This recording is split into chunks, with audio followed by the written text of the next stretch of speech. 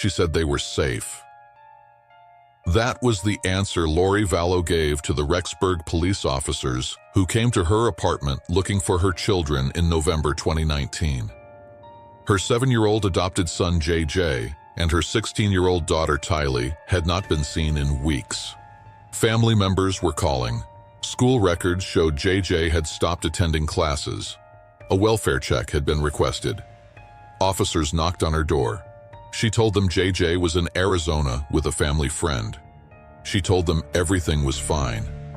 Everything was not fine. JJ Vallow had been dead for approximately 7 weeks by the time those officers stood at her door. Tylee Ryan had been dead for 9 weeks.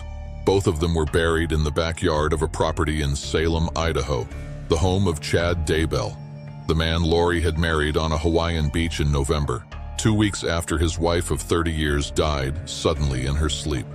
2 weeks? JJ was 7 years old. He had autism and had been adopted. He was described by his grandparents, Kay and Larry Woodcock, as a ray of sunshine. A little boy who loved superheroes and swimming and being with people. JJ was buried in Chad Daybell's backyard wearing his red pajamas. His wrists and ankles were bound with duct tape. A plastic bag had been placed over his head. Tylee Ryan was 16 years old. She had been fiercely protective of her little brother, reportedly arguing with her mother when Lori asked Tylee to babysit JIJ against her will. That argument, Tylee saying "not me, Mom" in response to being called a zombie, was one of the last documented interactions anyone outside the family had knowledge of. Tylee's remains, when investigators found them 9 months later, had been dismembered and burned. DNA from a pickaxe found on the Daybell property matched her. Investigators at the scene could only work a few minutes at a time. The smell was that bad. This is the shape of the case. But the shape doesn't explain the interior of it, and the interior is where everything that makes this case different from any other case lives. Lori Vallow had grown up in a conservative religious household in the American Southwest. She had married multiple times. By 2018, she had arrived at a set of beliefs that combined elements of mainstream Latter-day Saint theology with an apocalyptic framework that she and Chad Daybell had developed and refined together. A system in which the world was approaching its end, in which certain people carried light and others had been taken over by dark spirits, and in which the people who carried light had a specific spiritual authority to identify and deal with the darkness around them. Within that system, being labeled dark was not a metaphor. Chad Daybell had built a small following as a self-published author of apocalyptic fiction with titles that drew on Latter-day Saint themes about the last days. He had developed a cosmology, an actual internal system with specific terminology, with categories and percentages and ratings, in which living people could be assessed for the degree to which they were filled with light or had been overtaken by darkness. He referred to this system in texts and conversations as though it were a diagnostic tool, as precise as any medical test. He assigned percentages. He gave people spiritual grades. He communicated these assessments to Lori about the people around them both. In the months before Tammy Daybell died, Chad had been texting Lori about her. He described Tammy as possessed by a spirit named Viola. He told Lori that Tammy's death percentages were dropping, which, within the system they had constructed, was not a warning, but a forecast, a countdown. The language sounds almost clinical when you read it out of context, as though it might refer to something medical. But there was nothing medical about it.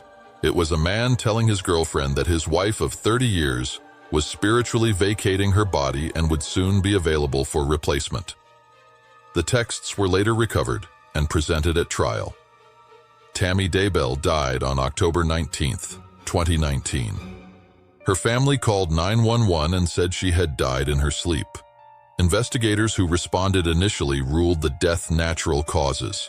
Family members said they did not want an autopsy. She was buried within days. 2 weeks later, Chad Daybell and Lori Vallow were married on a beach in Kauai. None of this was hidden. The speed of the remarriage was noted by people in their community.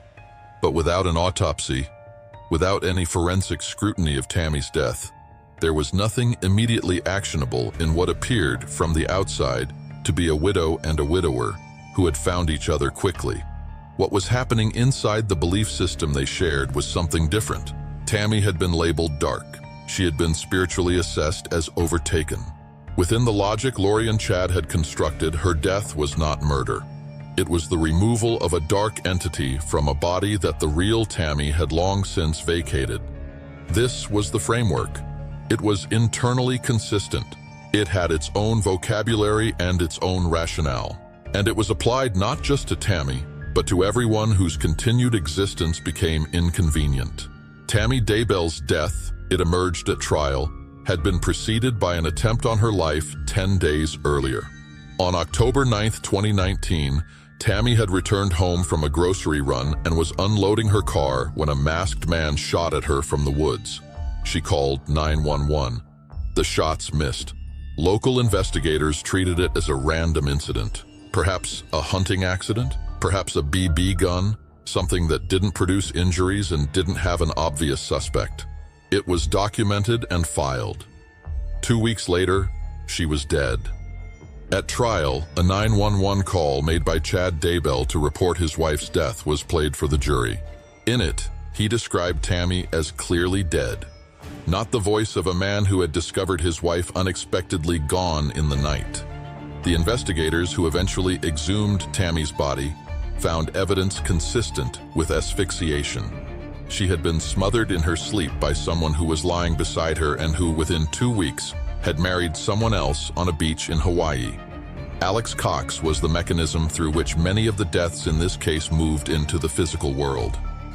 He was Lori's brother. He was described by Chad Daybell in a recorded blessing administered in November 2019 as Lori's protector. He shot Charles Vallow in July 2019 and described it as self-defense. Cell phone GPS data placed him in Chad Daybell's backyard the morning after Yellowstone, the morning after the last photograph of Tylee alive.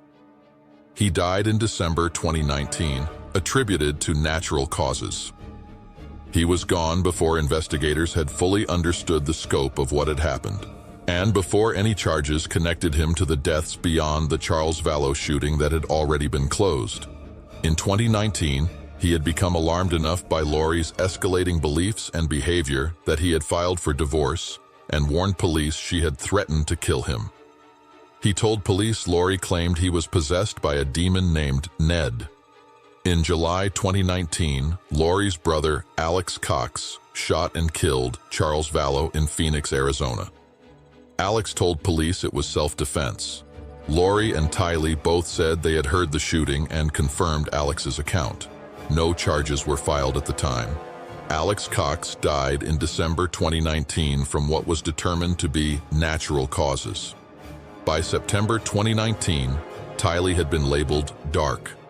Lori had told her friend Melanie Gibb that Tylee was a zombie, that her spirit had left her body and something else had taken up residence. The comment had been made during a phone call in which Tylee could be heard in the background saying, "Not me, Mom." Melanie Gibb filed that away without fully understanding what it meant. JJ had been labeled dark too.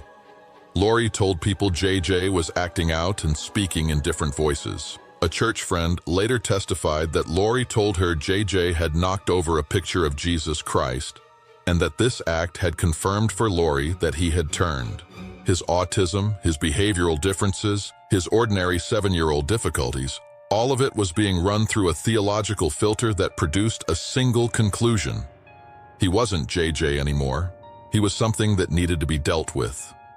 The last photograph anyone outside the family has of Tylee alive was taken on September 8, 2019 at Yellowstone National Park. Lori, Tylee, JJ, and Alex Cox had driven to the park together. The photograph shows 4 people at a tourist location in Wyoming, a family doing what families do on a Sunday outing. It is the last documented evidence of Tylee Ryan being alive.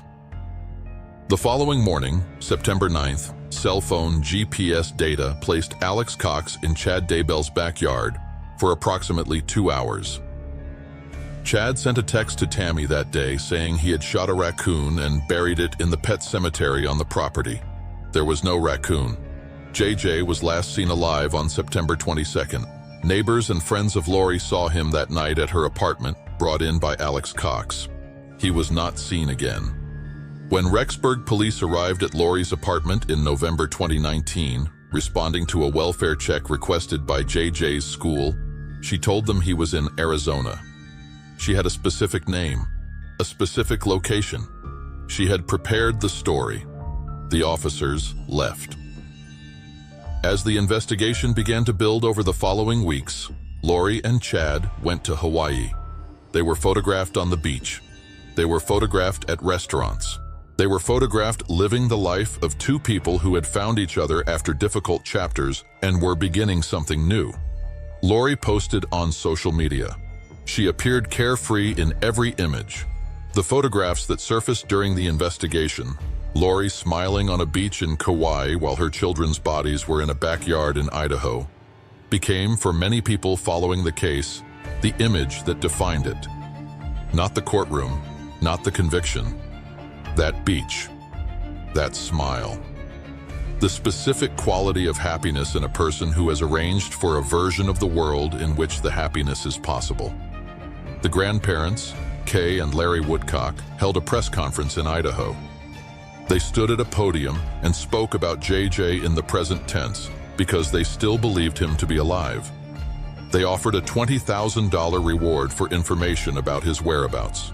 Kay Woodcock described her grandson with the specificity of someone who knew him completely. His laugh, his love of superheroes, the way he lit up a room.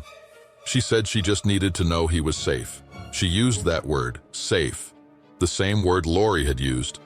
Lori Vallow did not come home. She did not contact investigators. She did not produce her children.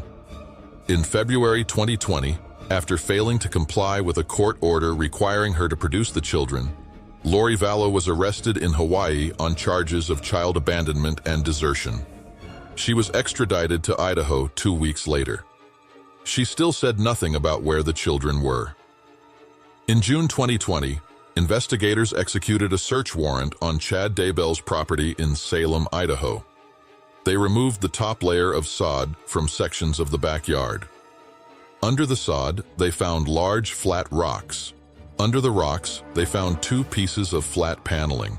Under the paneling, they found what one investigator described as a round object covered in black plastic. That was JJ. He was still in his red pajamas. He had been there since late September 2019, 9 months in the ground, while his grandmother held press conferences and his grandfather offered reward money, and Lori Vallow told police he was safe in Arizona. Chad Daybell drove away from the property as investigators excavated. He was arrested before he reached the road. A DNA analyst testified at trial that a hair found stuck to the duct tape wrapped around JJ's body matched Lori Vallow Daybell, not Chad, Lori. Her DNA on the tape, on the body of her 7-year-old son. The forensic evidence placed her hands on the process of concealing what had been done to him.